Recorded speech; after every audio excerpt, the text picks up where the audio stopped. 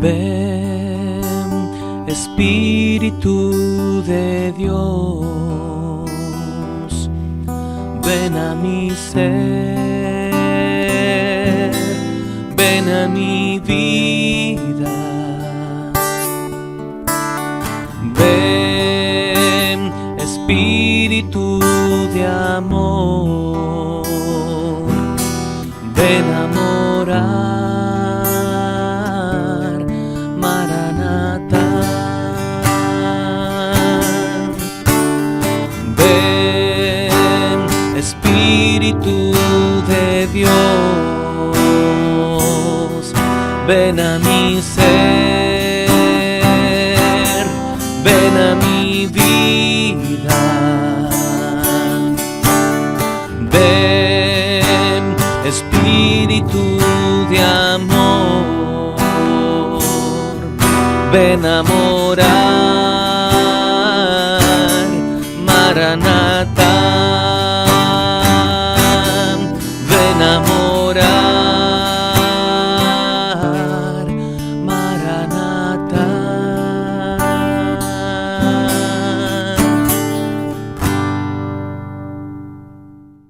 El conocimiento de Jesús.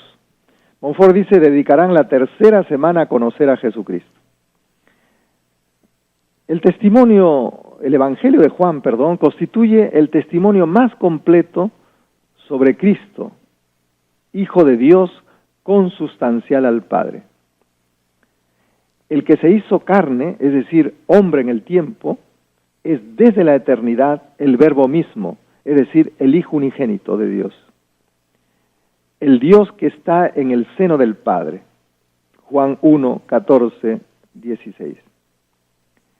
Es el Hijo de la misma naturaleza que el Padre, es Dios de Dios. Del Padre recibe la plenitud de la gloria. Es el Verbo por quien todas las cosas fueron hechas.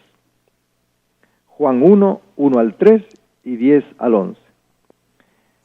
Este Hijo eterno, cuando viene al mundo como el Verbo que se hizo carne, trae consigo a la humanidad la plenitud de gracia y verdad.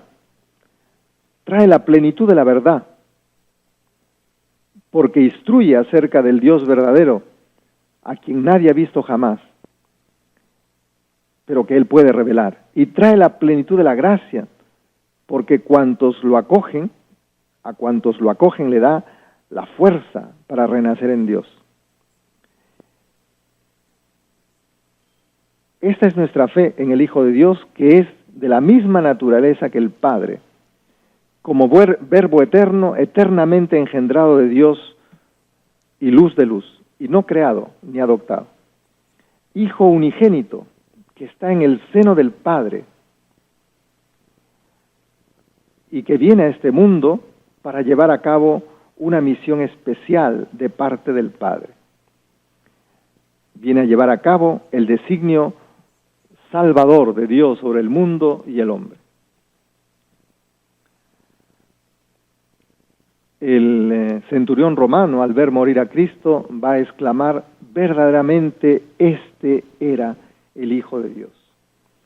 Y el mismo Jesús decía, yo he salido y vengo de Dios, pues no he venido por mí mismo, antes es Él quien me ha enviado, quien me ha mandado.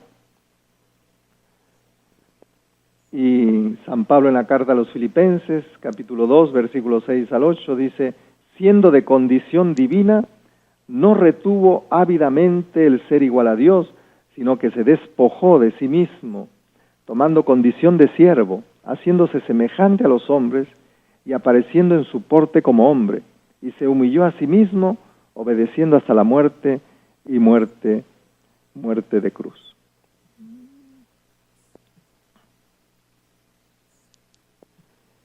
Y Montfort, en el Tratado de la Verdadera Devoción, nos dice que el fin último de toda devoción debe ser Jesucristo, Salvador del mundo, verdadero Dios y verdadero hombre.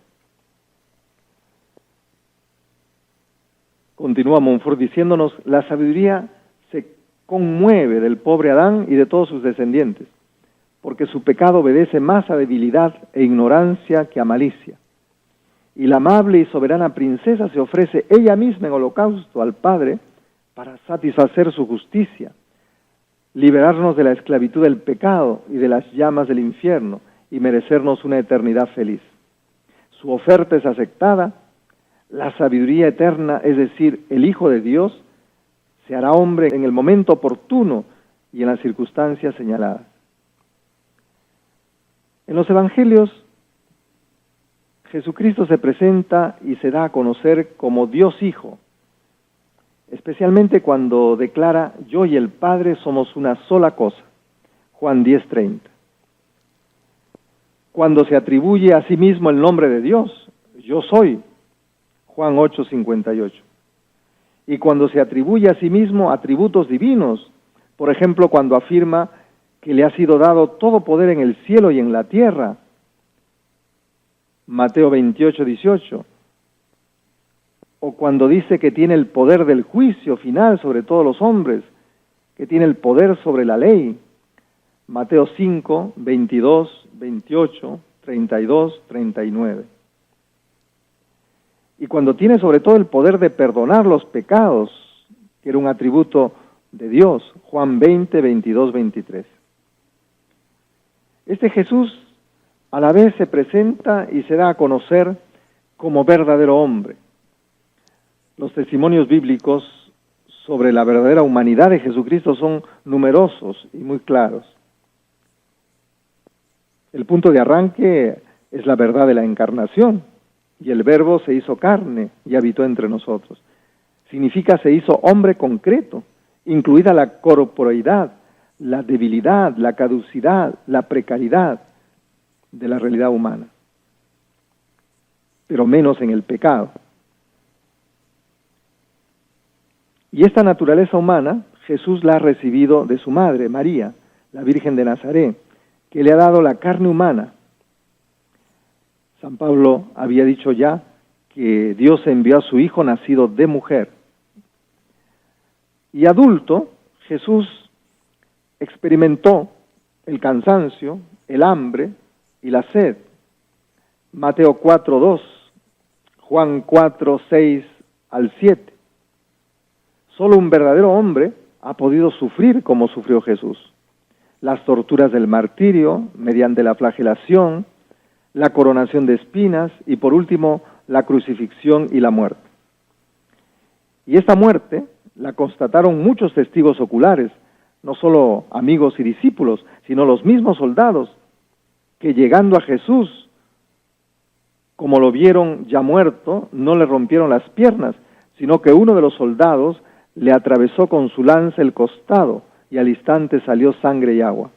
Juan 19, 33, 34.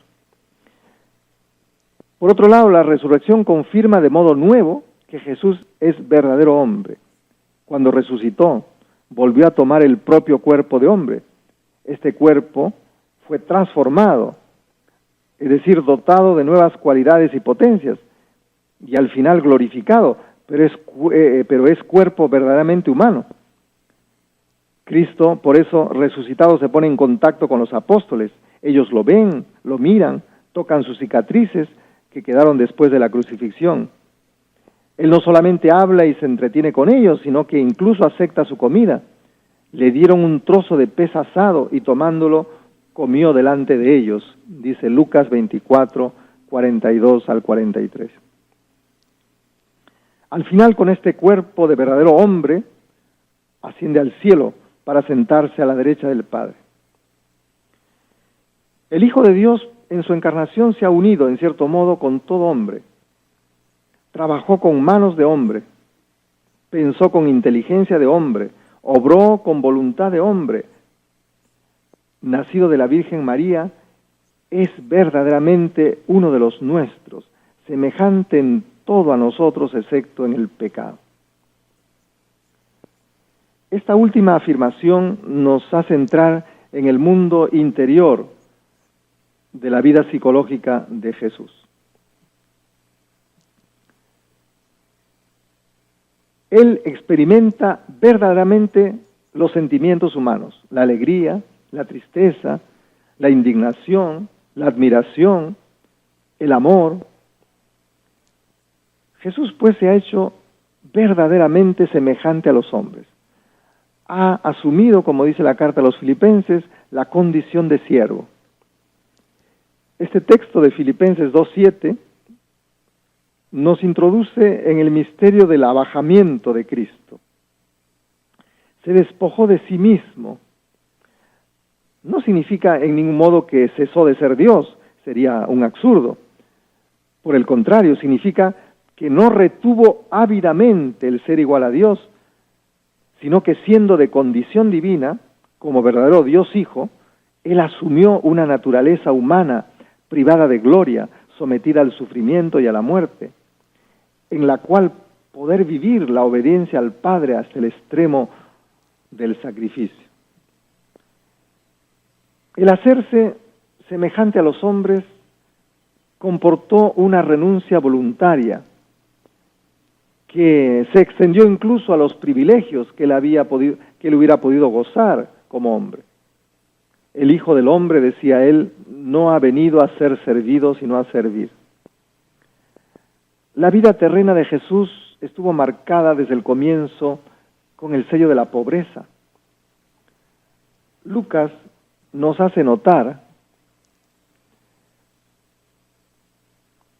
que cuando dice que no tenía sitio, que no tenían sitio María y José en el alojamiento, y que Jesús fue dado a luz en un establo y acostado en un pesebre, nos está remarcando desde el comienzo cómo la vida de Jesús estuvo marcada por el sello de la pobreza. En los primeros meses de su vida experimentó la suerte de un prófugo. La vida escondida en Nazaret se desarrolló en condiciones modestas, las de una familia cuyo jefe era un carpintero o un artesano. Y en el mismo oficio trabajaba Jesús con su padre adoptivo. Cuando comenzó su enseñanza, una extrema pobreza siguió acompañándolo, como atestigua él mismo, refiriéndose a la precariedad de sus condiciones de vida, impuestas por el misterio de evangelización. Las zorras tienen guarida y las aves del cielo un nido, pero el Hijo del Hombre no tiene dónde reclinar la cabeza. La misión mesiánica de Jesús encontró incomprensiones, estaba bajo la observación y era perseguido por los que ejercían el poder y tenían influencia sobre el pueblo. Por último, fue acusado, condenado y crucificado, en la más infame de todas las clases de penas de muerte, que se aplicaba solo en los casos de crímenes de extrema gravedad, especialmente a los que no eran ciudadanos romanos y a los esclavos. Con este despojamiento de sí mismo, se restablece la verdad del hombre, se repara la tentación a la que el hombre había caído querer siempre, ser igual a Dios, aunque era solo criatura. Aquel que es Dios Hijo, al hacerse hombre, rehabilitó con esta opción a todo hombre, por pobre y despojado que sea, en su dignidad originaria. Terminemos con esta oración de la fórmula de consagración. Manifiesta tu presencia en mi corazón, llena mi vida, Señor. Manifiesta tu presencia en mi corazón, dame de tu bendición. Tócame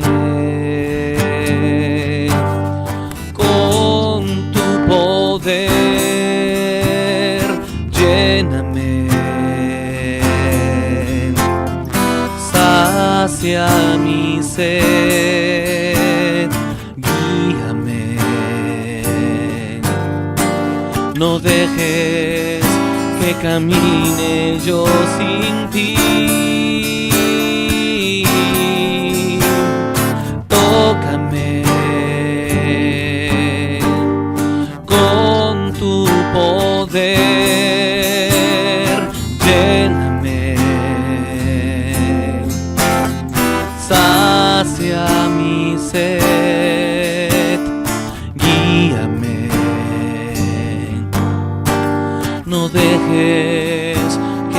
camine yo sin ti.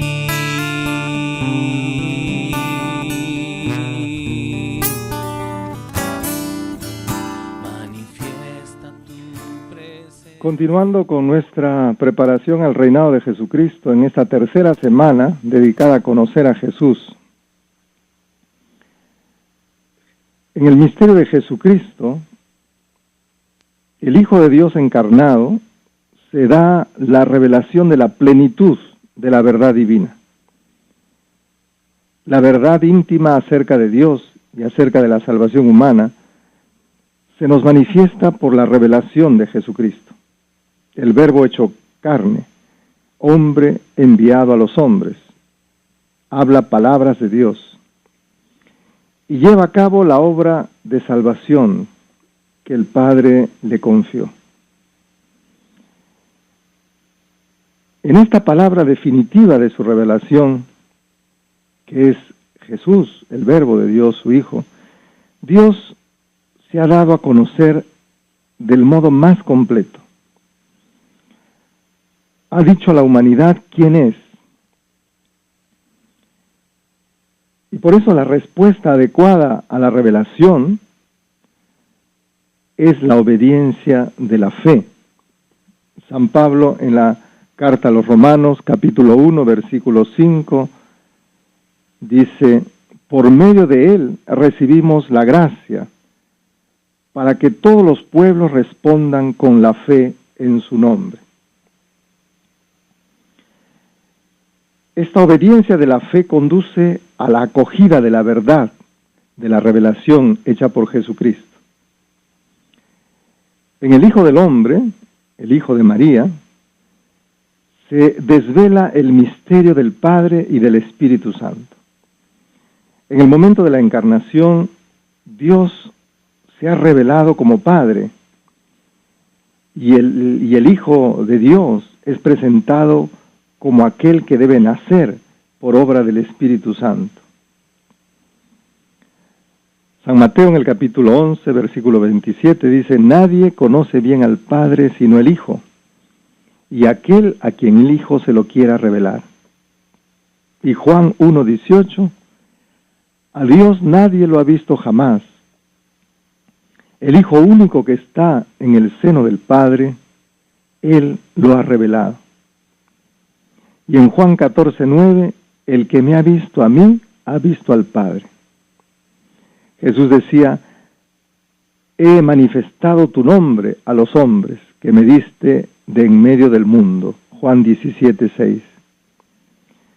Todo lo que he oído de mi Padre os lo he dado a conocer. Juan 15, 15.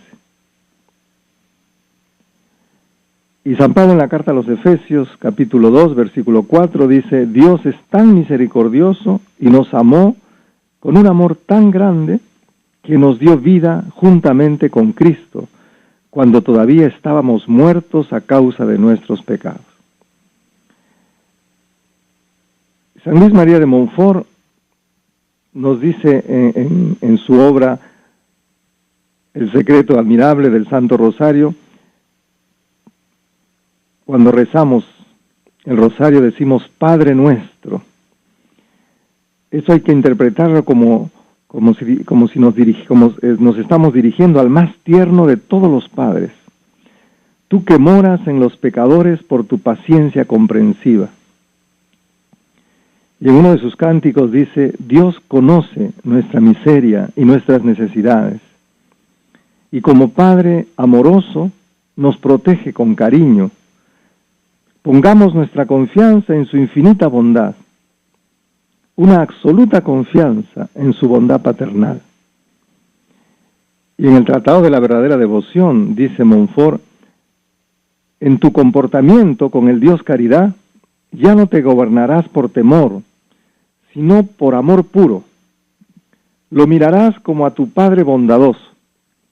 Si por desgracia llegaras a ofenderlo, te humillarás, le pedirás perdón humildemente, tenderás hacia él la mano con sencillez, te levantarás de nuevo amorosamente y seguirás caminando hacia él sin descorazonarte.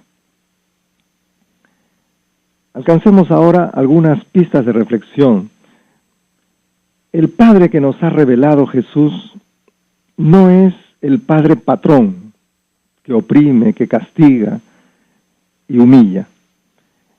Es un Padre más bien bueno, misericordioso, providente, rico en misericordia, dice San Pablo en Efesios 2:4. Es un Padre que ama, que protege a los pequeños. Vuestro Padre que está en los cielos no quiere que se pierda ni uno de estos pequeños, decía Jesús. Mateo 18:14. Es un Padre que deja a sus hijos hasta la libertad de alejarse de Él y de malgastar la herencia recibida como don. Es un Padre que sabe esperar la conversión del hijo extraviado y que lo abraza sin reproche, sin reprocharlo ni castigarlo, sino que lo premia con el perdón y con una acogida de gran fiesta y alegría desbordante. Acompañemos al hijo que se fue de la casa de su padre, que está narrado en el Evangelio de Lucas, capítulo 15. Acompañemos a este hijo que se fue de la casa de su padre, el hijo menor. Identifiquémonos con él, al verlo empobrecido, hambriento, desorientado. Sintamos su angustia, su vergüenza al decidirse regresar, humillado, al hogar paterno. Y luego también sorprendámonos con él. Admiremos el abrazo de su padre. Muy útil sería sentirnos identificados con la actitud del pobre muchacho humillado por todo lo que hizo.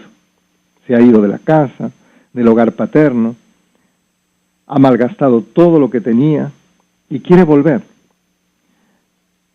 Pero quiere volver no precisamente impulsado por el amor a su padre, y ni siquiera porque esté muy convencido de cuánto su padre lo sigue queriendo. Quiere volver sencillamente porque tenía hambre. En el fondo se da cuenta que su padre es muy buena persona con los sirvientes y se ilusiona. Ojalá que me acepte, si ya no como hijo, siquiera como criado. Fijémonos en un detalle muy interesante. La reflexión del hijo, que se ha puesto a imaginar qué voy a hacer,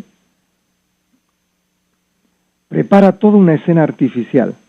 Piensa, ¿cuántos jornaleros de mi padre tienen pan de sobra, mientras yo aquí me muero de hambre? Se aprende su frase preparada, como un actor que ensaya su papel, y se dirige hacia la casa del padre. Y cuando está frente a él, piensa lanzarle el discurso: Padre, pequé contra el cielo y contra ti, ya no merezco llamarme tu hijo, trátame como a uno de tus jornaleros. Pero el padre sale al encuentro y no le permite hablar, y no lo deja terminar el discurso, sino que ejerce su rol de padre. El hijo se maravilla de que lo acoja así. Esta acogida del padre, sin reproches, no es ninguna apología del pecado. El padre no le dice, haz lo que quieras con tu vida, sino, eres bienvenido a vivir desde ahora en mi casa como un hijo. Por su amor paterno, para Dios desaparecen todas las diferencias entre justos y pecadores, entre extraviados y encontrados, entre lo que anduvo afuera y ha regresado, y el hijo mayor que nunca se ha alejado. El actor principal de la parábola no es ninguno de los dos hijos. El protagonista de esta parábola es el padre, porque él es quien toma la iniciativa en el amor. La parábola retrata al papá como la imagen de Dios, que como padre es rico en misericordia. El padre es quien siempre da el primer paso, quien tiene la iniciativa. También para el hijo mayor, que miró que estaban preparando una fiesta en la casa y preguntó a uno de los criados, ¿qué pasa aquí? Y el criado le respondió: ha regresado tu hermano, y tu padre mandó matar el becerro gordo, porque lo ha encontrado sano. Entonces su padre salió y trataba de convencerlo. Cristo, sin embargo, da la impresión de quedarse fuera de la parábola. Al menos no aparece nombrado. Sin embargo, basta leer la introducción del capítulo 15 de Lucas, que se inicia con estas palabras: todos los que recaudaban impuestos para Roma y los pecadores se acercaban a Jesús para oírle, porque estos sabían que él recibía a los humillados, a los publicanos, a los pecadores, a las prostitutas. Los fariseos y los maestros de la ley murmuraban por eso: este anda con pecadores y come con ellos. Entonces Jesús les dijo esta parábola, y comienza la parábola del Padre misericordioso, del Padre bueno. Por eso Cristo, aunque da la impresión de quedar fuera de la parábola, sin embargo, está dentro de la parábola, por el contexto. Su modo de obrar, el modo de obrar de Cristo no es más que el reflejo amoroso de su Padre. Quien me ha visto a mí, ha visto al Padre. El Padre y yo somos una sola cosa. Comer con los publicanos y con los pecadores era un grave escándalo, porque para los hebreos de aquel tiempo, comer a la mesa con otro significaba compartir su vida. Dime con quién andas y te diré quién eres.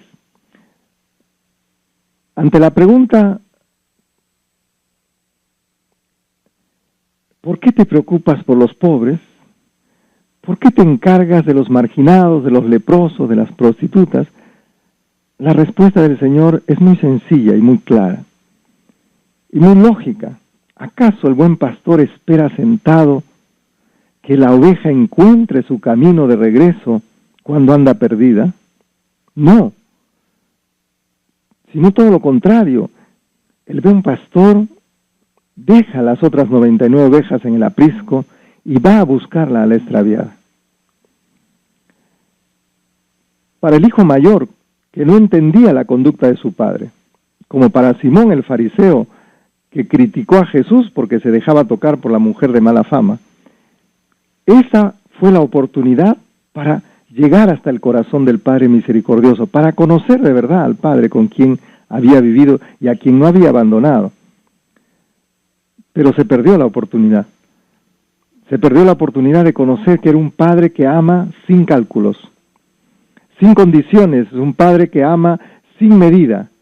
Y este es el requisito para alcanzar de Él misericordia. Dichosos los misericordiosos, porque alcanzarán misericordia. Este reclamo de Jesús a la misericordia es tanto más oportuno hoy, en un mundo como el nuestro. Un mundo que parece haber perdido el significado de la piedad, de la compasión, del perdón. La mentalidad contemporánea, quizás en mayor medida que la del hombre del pasado, parece oponerse al Dios de la misericordia y tiende además a orillar de la vida y arrancar del corazón humano la idea misma de la misericordia. La palabra y el concepto de misericordia parece producir una cierta desazón en el hombre de hoy, decía el Papa Juan Pablo II en esa carta encíclica Rico en Misericordia. Nuestra única confesión de fe posible ante Dios, el Padre de misericordia, es solo una: tener misericordia. Por eso el Señor nos enseñó a orar así: perdona nuestras ofensas, como también nosotros perdonamos a los que nos ofenden. Así llegaremos a ser como nuestro Padre Dios, que hace salir el sol sobre buenos y sobre malos.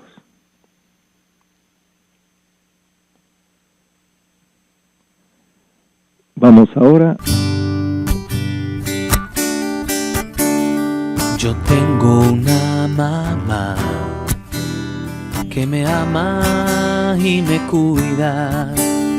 Yo tengo una mamá que me protege, ella es mi amiga en mis días de soledad. Yo la puedo invocar en mis noches de soledad, su ternura me acompaña. María, María, mi buena mamá. María, María, mi dulce mamá. Yo te sigo a donde vayas, sé que en ti puedo confiar. María, mi dulce mamá. Yo tengo una mamá que me ama y me cuida. Yo tengo una mamá que me protege, ella es mi amiga en mis días de soledad. Yo la puedo invocar en mis noches de soledad, su ternura me acompaña.